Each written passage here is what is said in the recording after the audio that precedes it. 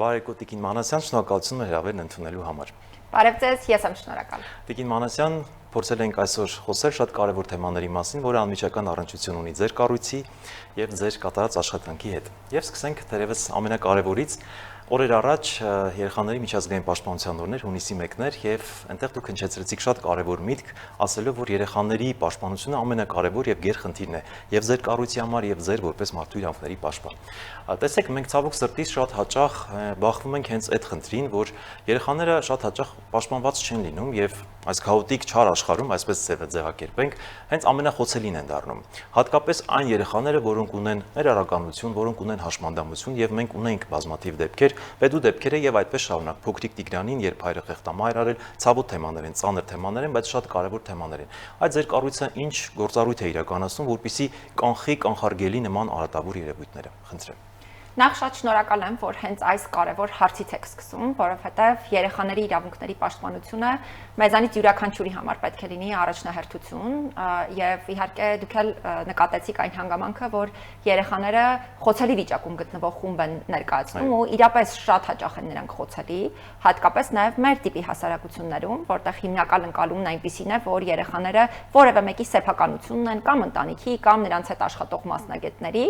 եւ սա իհարկե ավելի բարդացնում է իրավիճակը, քանի որ մի շարք դեպքերում, երբ օրինակ ընտանիքում երեխաների բռնության հետ գործ ունենք, շատերը պարզապես դրա մասին նույնիսկ տեղեկացված լինելով համարում են, որ իրենք չեն կարող բարձրաձայնել խնդիրը, քանի որ դա ընտանիքի գործն է, կամ մի շարք իրավիճակներում, երբ երեխաները հենց իրենց հետ աշխատող մասնագետների հետ կապված խնդիրներ են ունենում եւ այլն, այստեղ էլ բավականին բարդ է լինում երեխաների հետ կապված հարցեր բարձրաձայնելը։ Ավելին ասեմ, օրինակ երեխաների անձնական տվյալների պաշտպանության առումով ընդհանրապես իրավիճակն այնպիսին է, որ եթե խոսքը երեխայի մասին է, դե իր հետ կապված կարող ենք ցանկացած տեսանյութ հրապարակել, ցանկացած օրինակ ֆոտո, լուսանկար հրապարակել, իր տվյալները հրապարակային ներկայացնել եւ այլն, եւ այստեղ երևում է նաեւ մեր ընդհանուր տրամաբանությունը երեխաների նկատմամբ վերաբերմունքի եւ նաեւ երեխաների իրավունքների մասին պատկերացումները։ Նաեւ ինֆորմացիայի պակասը գուցե։ Այո, իհարկե, միանշանակ եւ ես կարծում եմ, որ սա է ամենամեծ խնդիրը, քանի որ մենք ոչ այնքան մեծ պատկերացումներ ունենք հենց երեխաների իրավունքների մասին, իրազեկվածության շատ մեծ պակաս կա,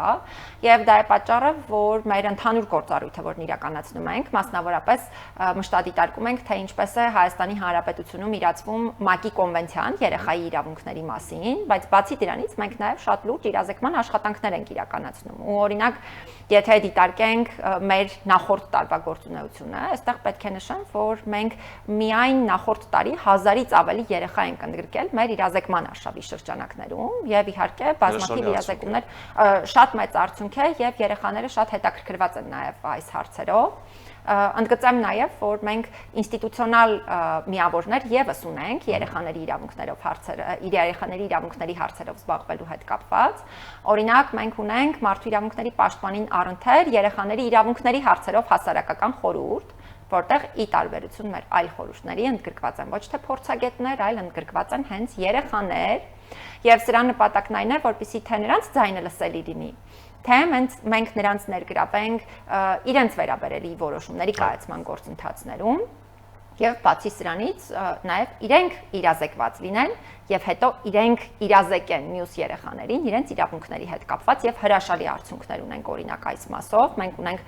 խորհրդի անդամներ ովքեր մեզ հետ օրինակ նույնիսկ 9 միջազգային գործուղումներին են մասնակցել, ելույթներ են ունեցել ամենաբարձրաստիճան ամբիոններից, նրանք շատ հետաքրքիր նախագծեր ու նախաձեռնություններ են իրականացնում եւ կարծում եմ Հայաստանի Հանրապետության ամենաակտիվ երիտասարդներից են։ Բացի սրանից նաեւ մենք այս փուլում իրականացնում ենք օրն իրավունքների պաշտպանության առաջնագծում նախագիծը, դարձյալ որի գաղափարն այն է, որպեսզի երիտասարդները եւ երեխաներն ընդգրկվեն իրենց վերաբերելի որոշումների կայացման գործընթացներում եւ նախագծի իմաստն այն է, որ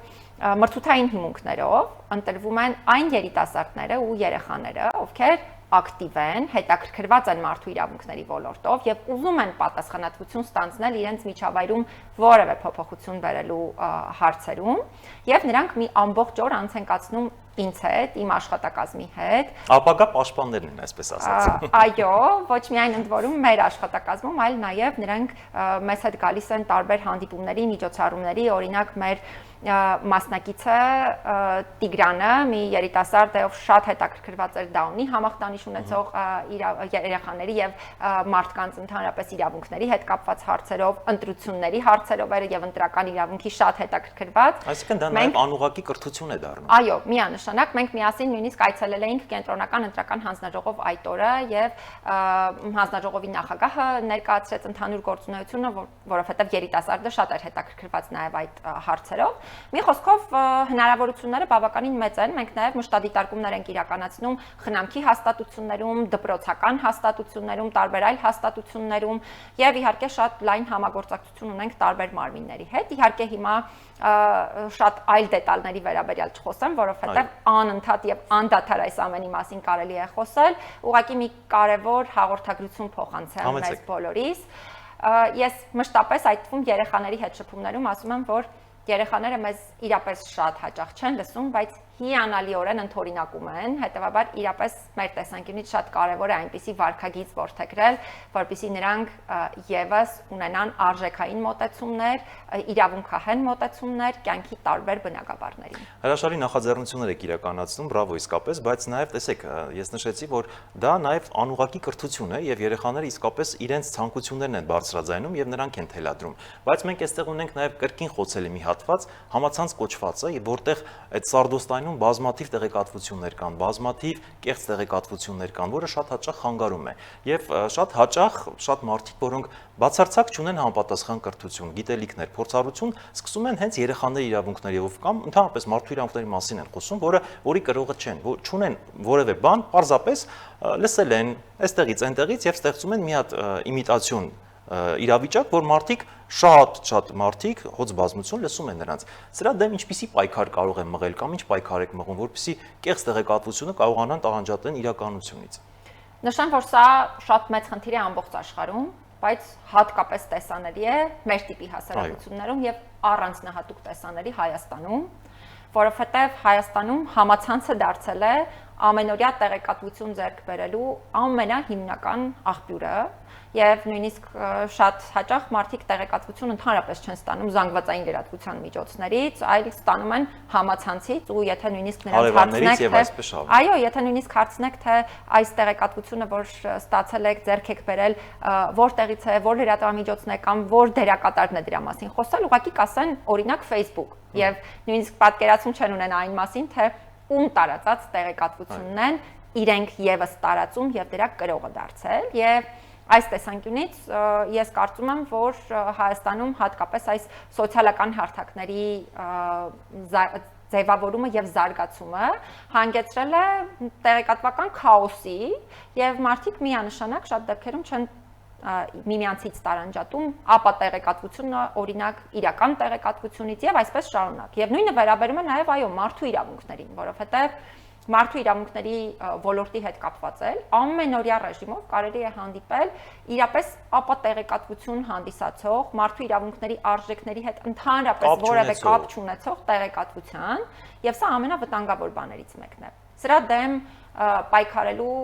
հիմնական միջոցը ես կարծում եմ ճշմարիտ տեղեկատվությունը անընդհատ ոչ միայն տարածելն է, այլ նաև անընդհատ գործընկերներ ձեռք բերելն է,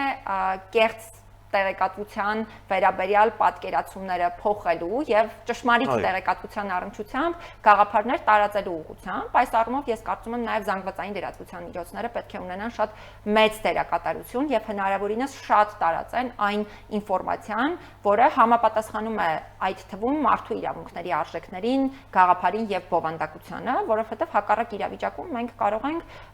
կանգ առնել մի կետում, որտեղ մարդիկ ոչ միայն պատկերացում չունեն մարդու իրավունքների չափանիշների մասին, այլ նաև այնպիսի վարքագիծ են դրսևորում, որը ընդհանրապես հակասում է այդ չափանիշներին։ Նույնիսկ վնասում է։ Եվ բացասական հետևանքներ են ձևավորում, այո, բոլորի համար։ Օրինակ, մենք այսօր խոսում ենք խոսքի ազատության կարևորության մասին եւ այո, սա ժողովրդավարական հասարակության ամենակարևոր իրավունքներից մեկն է, բայց ձևավորվել է նաեւ մի ծայրահեղ մոտեցում եւ շատ մարդիկ, ովքեր հետեւում են այդ մոտեցմանը, որ այդ իրավունքը ենթադրում է, որ մենք կարող ենք խոսել ամեն ինչի մասին եւ ամեն ձևաչափով, որ մենք կցանկանանք, բայց իրականում խոսքի ազատության իրավունքը իր սահմաններն ունի միանշանակ եւ դրա մասին պետք է շատ խոսել, այդ տեղեկատվությունը պետք է շատ տարածել եւ նույնը իհարկե վերաբերում է մյուս բոլոր ոլորտներին։ Շատ լավ, Տիկին Մանասյան, վերջերս նաև մի նախաձեռնություն եւ հանդիպում տեղի ունեցավ անհետ կորածների հա ծնողներին, հարազատներին հանդիպեցիք։ Ինչ հանդիպում էր սա։ Հանրության լայն շերտերին շատ հետաքրքրում է, սա նույնպես շատ կարևոր եւ խոցելի թեմա է։ Ինչ հանդիպում էր, ինչ գործառույթներ են, հա, կազմակերպություն է հիմնվում, ինչ է անում, մի փոքր տեղեկատվություն այս մասին։ Նախ նշեմ, որ իմ խորին համոզմամբ անհայտ կորած անձանց իրավունքների եւ նաեւ նրանց հարազատների իրավունքների պաշտպանությունը պետք է պետության առաջնային ուղղություններից լինի եւ այս առնչությամբ պետք է ամենօրյա ռեժիմով յուրաքանչյուր դերակատար իրականացնի համապատասխան քայլեր։ Նշեցիք, որ մենք մի հանդիպում էինք կազմակերպել բոլորովին վերջերս, սա իհարկե միակ հանդիպումը չէր, որովհետև մենք պարբերաբար ենք հանդիպում գտնվելու վայրն անհայտ անձանց հարազատների հետ։ Պարզապես այս հանդիպումը առանձնանում էր նաև նրանով, որ հարազատները մեզ տեղեկացնում էին այն հասարակական կազմակերպության մասին, որն իրենք այս պահին հիմնադրում են։ Ես սա շատ կարևոր եմ համարում եւ առաջնահերթ եմ համարում նաեւ այն հանգամանքը, որպիսի այս կազմակերպությունը, ասոցիացիան դառնա անհայտ կորած անձանց եւ նրանց հարազատների իրավունքների բարձրաձայնման ու խնդիրների լուծման կարևոր հարթակ։ Նաեւ ձեզ հետ գործակցությունն է շատ կարևոր։ Նրանք սկսել են գործակցել արդեն անմիջապես հենց ձեզ հետ։ Դա նույնպես շատ կարևոր է։ Ես սա շատ կարևոր եմ համարում այն տեսանկյունից, որ որպես մարդու իրավունքների պաշտպան համարում եմ, որ մեր հաստատությունը պետք է թե քաղաքացիական հասարակության գործընկերների, թե նաև իրավունքը կրողների հետ անընդհատ հաղորդակցություն ունենա եւ իհարկե շատ կարևոր են այն դերակատարները, ովքեր կարող են կառուցողական առումով բարձրաձայնել հարցեր։ Մեր այս հանդիպումը առանձնացավ նաև նրանով, որ շատ կառուցողական էր ընդհանուր միջավայրը եւ նաև բարձրաձայնված հարցերը, ու մենք պատրաստվում ենք ապագայում էլ խոսել այս խնդիրների մասին, ձևաչափեր մշակել խնդիրները հասցեավորելու համար։ Նաև կարևոր էր մեր միջազգային գործընկերների ներկայացվածությունը հանդիպմանը, որովհետև ես առաջարկել էի մեր մի քանի միջազգային գործընկերների եւս մասնակից լինել հանդիպմանը, երկխոսել ոչ միայն մեր հաստատության, այլ նաև գտնվելու վայրն անհայտ անձանց հարազատների հետ իրենց իրավունքներին առնչվող հարցերով եւ բավականին կառուցողական հանդիպում ստացվեց։ Իհարկե այս ոլորտում ամենակարևոր հանգամանքը գտնվելու վայրն անհայտ անձանց ճակատագրերը պարզելն է, այդ տեղեկատվությունը նաև հարազատներին փոխանցելն է, բայց ինչու՞ չէ, ոլորտում կարող են լինել եւ կան մի շարք այլ հարցեր, որոնք իրավունքների տեսանկյունից իրապես շատ մեծ կարեւորություն են ներկայացնում եւ շատ կարեւոր է նաեւ, որպեսզի մենք ակտիվորեն համագործակցենք այս ոլորտում քաղաքացիական հասարակության այն գործընկերների հետ, որոնք շատ լուրջ աշխատանքներ են իրականացնում իրավունքների հարցերը հասցեավորելու առումով։ Շատ լավ, եւ փորձենք ամփոփել Տիկին Մանասյան, եւս մեկ կարևոր թեմա եմ ուզում անդրադառնանք, պարզապես շատ կարճ, ձեր կարևոր գնահատականը շատ կարևոր է բոլորիս համար։ Տեսեք, աշխարհում կարծես սերը պակասել է նաեւ մեզ մոտ ու բերել է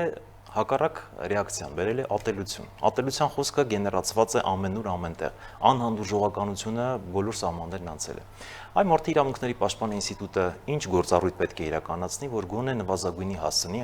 ատելության, այս անհանդուրժողականության մթնոլորտը եւ գոնե փորձենք փրկել այս վիճակից իրար սեր տալով։ Որպես մարդ, ոչ թե որպես մարդու իրավունքների պաշտպան, այլ որպես անհատ, ով իրապես շատ է կարևորում հենց սերը որպես երևույթ, որովհետև համարում եմ, որ իրապես շատ կարևոր է, որպեսզի առաջին հերթին մենք ինքներս սեր տանք աշխարհին, ու ամենակարևոր բանը նաև խնդիրները լուծելու անձնական եւ հանրային հաջողության համար իրոք այդ սիրո, հանդուրժողականության, համերաշխության եւ ներդաշնակության միջավայրն է։ Կարծում եմ, որ սերը աշխարհում միշտ կա եւ հիմա էլ շարունակում է լինել։ Պարզապես այս տեղեկատվական տեխնոլոգիաների զարգացումը հանգեցրել է նրան, որ մարդիկ շատ ավելի մեծ հնարավորություններ ունեն համախմբվելու եւ իրենց տեսակետները ներկայացնելու եւ անհանդուրժող տեսակետները ներկայացնողները միգուցե շատ ավելի մեծ թափով են համախմբվում եւ ավելի բարձր են կարողանում իրենց մոտեցումների վերաբերյալ խոսել եւ դա է պատճառը, որ երբեմն տպավորություն է ստեղծվում, որ այ հիմա սերն ավելի քիչ է եւ չարությունն ավելի շատ է։ Կարծում եմ մենք այս առումով ոչ թե այս ձևաչափի փոփոխություն ունենք, այլ պարզապես բարձրաձայնման առումով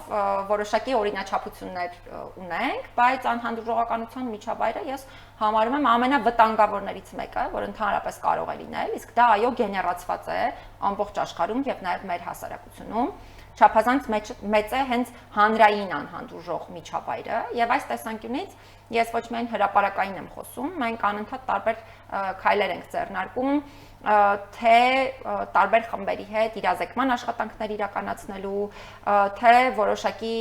դեպքերում պատասխանատվության մեխանիզմներ տարբեր մարմինների հետ քննարկելու դիտանկյունից, որպեսզի հնարավոր լինի այն դեպքերում իհարկե, երբ արարքը պետք է հանգեցնի պատասխանատվության, նաև այդ մեխանիզմների գործադրման մասին խոսենք, բայց կարծում եմ ամենամեծ այստեղ խնդիրը գրագիտության ավելացումն է եւ կրթության դերակատարությունն է։ Կարծում եմ մեր կրթության համակարգը ամբողջությամբ պետք է վերափոխվի, որովհետև այն հիմնված չէ բացարձակապես բազմազանության նկատմամբ հարգանքի վրա եւ ամենակարևոր գաղափարն այն է, որպեսզի մենք կարողանանք վերափոխել կրթության համակարգը եւ մենք այս առումով հատկապես մարդու իրավունքների կրթության բնագավառում փորձում ենք կարևոր քայլեր ձեռնարկել։ Շնորհակալ եմ հանգամանալից ներկայացնելու համար։ Եվս մեկ անգամ շնորհակալություն։ Ես եմ շնորհակալ։